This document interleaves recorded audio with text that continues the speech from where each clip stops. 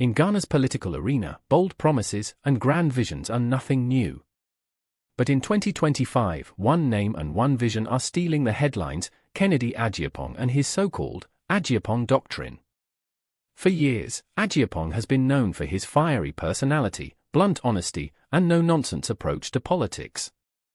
Yet, beyond the controversies and soundbites, he has now positioned himself as a man with a plan, a leader with an economic vision that, according to him, can transform Ghana's fortunes.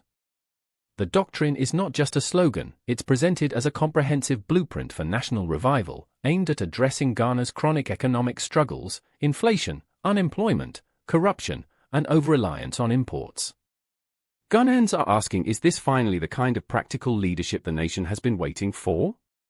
Or is it another political document destined to gather dust like so many before it? In this story, we'll unpack the doctrine piece by piece, highlight its boldest promises, and ask the hard question: can it really work? The core philosophy. At the heart of the Agyapong Doctrine is a simple but ambitious belief: Ghana can rise only when Ghanaians control and drive their own economy. Unlike previous policies that leaned heavily on foreign loans or donor-driven strategies, Agyapong's philosophy places self-reliance and local empowerment at the center. He argues that the country's economy has been sabotaged not only by corruption but also by dependency, importing goods we could produce, relying on aid instead of innovation, and outsourcing opportunities that could fuel local growth. His approach mirrors some of Kwame Nkrumah's ideals of industrial independence, yet blends it with modern business pragmatism. Unlike Nkrumah's state-driven socialism, Agyapong emphasizes a partnership between government and private enterprise. In his words, the government should serve as a facilitator, not a competitor. The philosophy also reflects his own identity as a businessman: tough-minded, risk-tolerant, and focused on results. But philosophy alone doesn't grow GDP. Can this mindset, if turned into policy, actually pull Ghana out of its economic troubles? Or will it be too idealistic to handle the brutal realities of global markets and domestic inefficiencies? Industrialization push. A central pillar of the doctrine is industrialization. Agyapong insists that Ghana cannot continue to be a nation that exports raw materials while importing finished products at exorbitant prices. For decades, Ghana has exported cocoa, gold, and timber, yet still buys chocolate, refined gold, and imported furniture. His plan aims to build factories across key sectors from agro-processing to textiles, pharmaceuticals, and construction materials. He emphasizes local manufacturing, reducing the reliance on imports that drain foreign reserves and weaken the cedi. But industrialization in Ghana has always faced challenges. Unstable electricity, poor infrastructure, and limited skilled labor. Agyapong's doctrine promises to tackle these head-on by combining investment incentives, tax breaks for manufacturers, and aggressive infrastructure development. He often frames this as a national pride issue: Ghanaians must consume what they produce. The question is whether his plan can overcome the historical failures of past industrialization drives like One District, One Factory, which had good intentions but struggled with funding and execution. If he gets it right, Ghana could finally move from raw material dependency to value-added production. But if he fails, the doctrine risks becoming another recycled campaign promise. Agricultural transformation.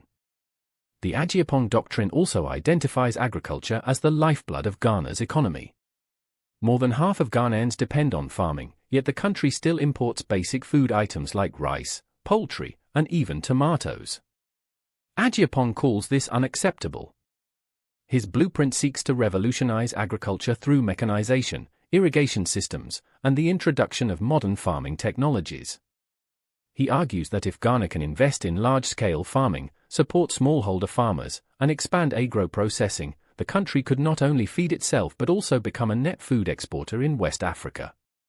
He envisions youth-driven agriculture, where young people are incentivized with land, credit, and training to treat farming as a business rather than a last resort. But this requires massive upfront investment, from farm roads to storage facilities and market linkages. Past governments have made similar pledges, yet implementation often collapses due to corruption or poor planning. The doctrine claims it will be different by cutting out middlemen and enforcing accountability. If successful, Ghana could achieve true food security and reduce its import bill drastically. But if bureaucracy and mismanagement creep in, the agricultural dream could remain just that, a dream. Job creation and youth empowerment. No Ghanaian issue is as urgent as jobs. With youth unemployment rates climbing, frustration among young people has been rising, often spilling into street protests or mass migration. The Agyapong Doctrine squarely addresses this, pledging to create millions of jobs through industrialization, agriculture, and entrepreneurship programs. But Agyapong insists jobs won't just come from government payrolls, they must come from the private sector boom he envisions. His plan involves vocational training centers, entrepreneurship funding, and youth-focused industrial hubs where skills match real market needs. Unlike previous job creation schemes that handed out temporary contracts, his approach emphasizes sustainability and self-reliance. He often reminds Ghanaians that a government cannot employ everyone, but it can build an environment where everyone has a chance to thrive. The challenge, of course, lies in financing these programs and ensuring they are not hijacked by political favoritism. If Agyapong can genuinely empower youth, he could solve not just unemployment but also reduce crime and migration pressures. But if this turns into another round of short-term schemes, Ghana's restless youth may lose faith faster than ever. Infrastructure and energy. Without roads, power, and water, economic dreams collapse. The Agyapong Doctrine highlights infrastructure and energy development as the foundation of his vision. Ghana's businesses continue to suffer from erratic power supply, the infamous dumpster, and high energy costs.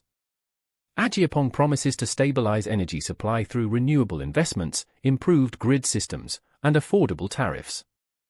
On infrastructure, he envisions modern highways connecting industrial zones, efficient rail systems to move goods, and expanded ports to boost exports. This sounds ambitious, but infrastructure projects in Ghana often suffer from corruption, abandoned sites, and inflated costs. Agyapong insists that under his watch, every cedi will count, and projects will be delivered on time. He also emphasizes maintenance, something Ghana has struggled with historically. Roads are built, only to deteriorate in a few years. Power plants are constructed, only to sit idle due to poor management. If his doctrine enforces discipline in infrastructure and energy, Ghana could finally unlock its growth potential. But if not, the promises could drown in debt and half-completed projects. Taxation and business reforms. Taxes in Ghana have long been a nightmare for small businesses.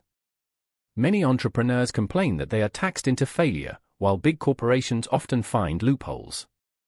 Agyapong's doctrine pledges to simplify taxes, reduce unnecessary levies, and create a business-friendly environment. His mantra is clear: the government should not punish people for doing business, it should encourage them. He proposes lower tax rates for startups, digital-friendly tax systems, and incentives for companies that create jobs locally. This could attract both local and foreign investment. However, the challenge lies in balancing tax cuts with Ghana's urgent need for revenue, especially given high public debt. If poorly managed, reforms could lead to budget shortfalls. But Agyapong argues that a wider tax net by formalizing the huge informal economy could generate more revenue even with lower rates. If implemented, Ghana could become a hub for entrepreneurship in Africa. But if corruption and inefficiency remain, businesses will still face the same suffocating environment. Corruption and governance. No doctrine can succeed in Ghana without addressing the cancer of corruption. Agyapong is famous for his blunt attacks on corruption, often accusing politicians and public officials of stealing national wealth. In his doctrine, he promises strict anti-corruption enforcement, digitization of government processes, and zero tolerance for embezzlement. He also emphasizes reducing government waste, like inflated contracts and ghost salaries. But the big question is, can he fight corruption within his own political network? Ghanaian leaders often talk tough on corruption but falter when allies are implicated. Agyapong insists he will be different, citing his personal wealth as proof that he doesn't need to steal. If he follows through, Ghana could save billions in lost revenue annually. But if he compromises when faced with political pressure, the doctrine's credibility will collapse. For many Ghanaians, his anti-corruption stance will be the true test of his leadership. Global trade and foreign relations. The Agyapong Doctrine also lays out a global trade vision. With the African Continental Free Trade Area, AFCFTA, headquartered in Accra, Ghana has a golden opportunity to become a regional trade hub. Agyapong aims to position Ghana as a manufacturing and export leader in West Africa, using its strategic location and stability to attract investment. He also emphasizes balanced relations with global powers, strengthening ties with the US, China, and the EU, but always with Ghana's interests first. He criticizes past governments for entering into deals that left Ghana disadvantaged, vowing to negotiate harder and smarter. But international trade is not just about tough talk, it requires competitiveness, consistent policies, and trust. If Ghana can build that, the Doctrine's foreign policy could boost exports, tourism, and investment. But if it's mishandled, Ghana risks isolation or exploitative deals. Risks, criticisms, and public reception. Every bold vision attracts both hope and skepticism. Critics argue that the Agyapong Doctrine may be too ambitious and underfunded. They worry about where the money will come from, whether his political will can match his tough rhetoric, and whether Ghana's institutions can deliver. Others fear it could just be another political marketing tool, designed to win votes but impossible to implement. Supporters, however, see it as refreshingly bold, a vision that speaks to ordinary Ghanaians' frustrations about jobs, corruption, and dependency.